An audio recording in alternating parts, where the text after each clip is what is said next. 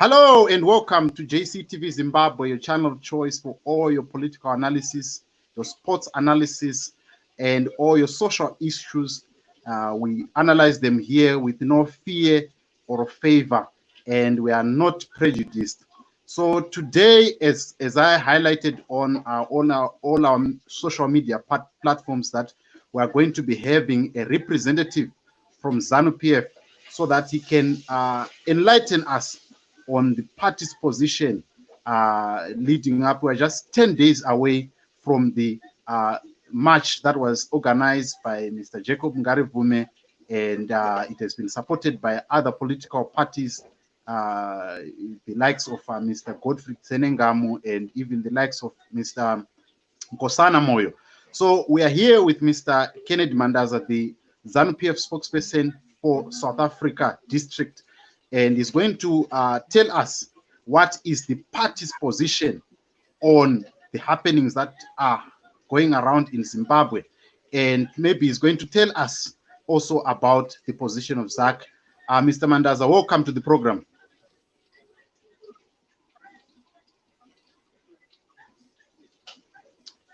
Mr. Mandaza, can you hear me?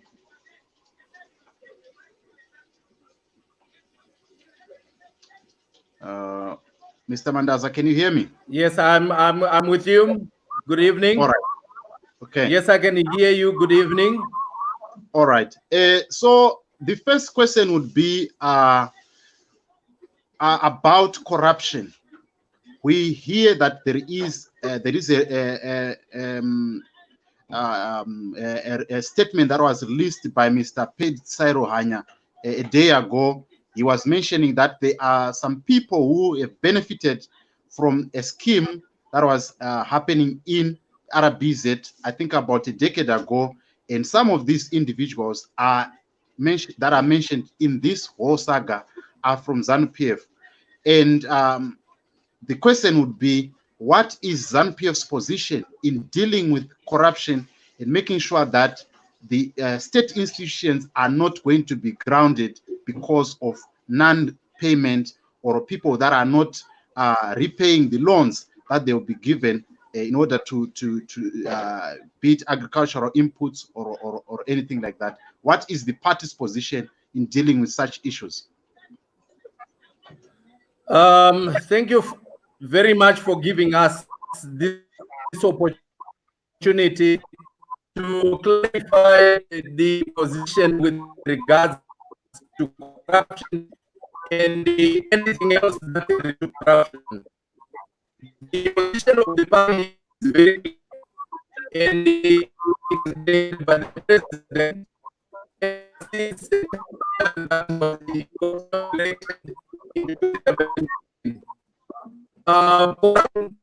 Is not needed. We are the strongest any case of corruption among individuals, and it is a position that the president of the country has been articulating in every platform. It is a position that the president has said should be dealt with the Zimbabwe Anti-Corruption Commission. We're struggling to have Mr. Mandaza. We really struggle to hear him.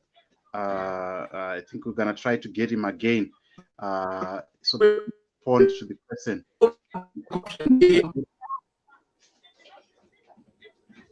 All right, Mr. Mandaza, you were saying something. We kind of like lost you there.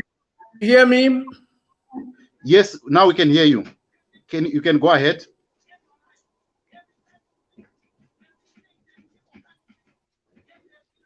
I was saying that the position of the party is very clear. We condemn corruption, be it by big or small fish. It is the reason why the president has instituted the Zimbabwe Anti-Corruption Commission, and it has become the responsibility of the Zimbabwe Anti-Corruption Commission to make sure that it follows up on corruption issues, and anyone found wanting should be arraigned before the court, tried, and if found guilty, should be sentenced or imprisoned for as long as the cost fund. The issues that have been raised by Pesisai Ruhanya, which took place a decade ago under the farm mechanization program, which was undertaken by the Reserve Bank of Zimbabwe. If people were involved in corruption, they should be followed up. But what we have seen is that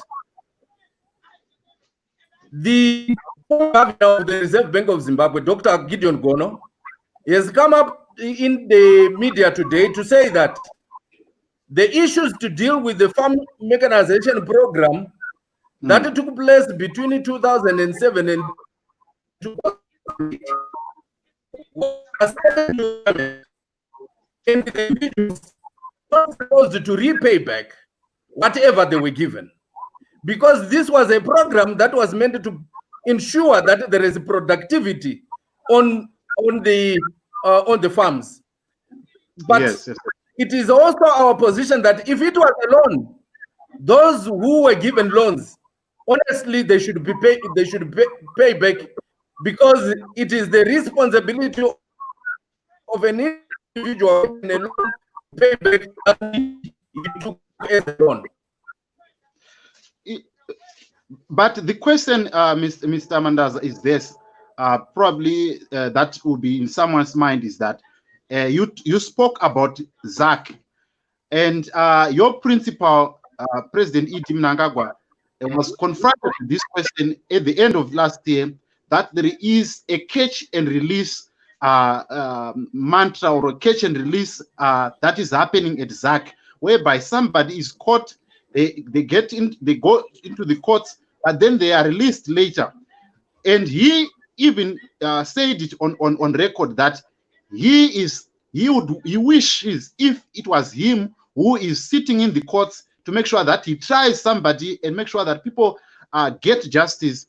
What then should be done in order to make sure that people are accountable for whatever they've taken from the people, from the taxpayers' money?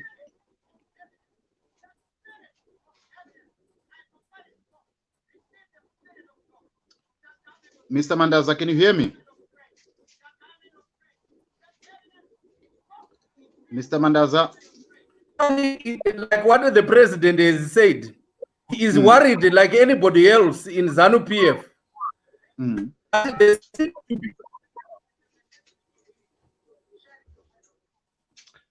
Okay, I didn't get the last part. We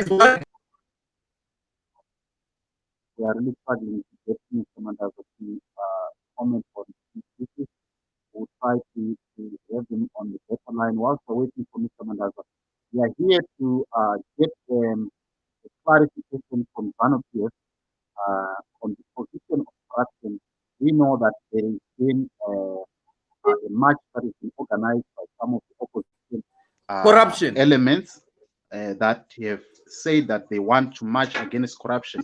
And we are asking ZANU PF cadres to respond on that. Mr. Mandaza, we seem to be having a challenge with our network, but I was asking the question that the principal of ZANU PF, who is His Excellency Mr. Idi Mnangagwa, said that he is worried and about the way how corruption is being dealt with, and how it's being tried, and how it's being administered. And you were answering that question. Can you go ahead, sir? You can hear me now? You are still breaking up. You're still breaking up. You can hear me? No. It's really breaking up. Can you hear me? Okay, we really want to make sure that this conversation is. Let me end this conversation. Let me end this stream. I'll try to get Mr. Mandaza on a better line so that we can really get this conversation going. I'm going to end this broadcast now, Mr. Mandaza, so that I can get you on a better line, so that we can really get this conversation well done. We'll come back in a moment.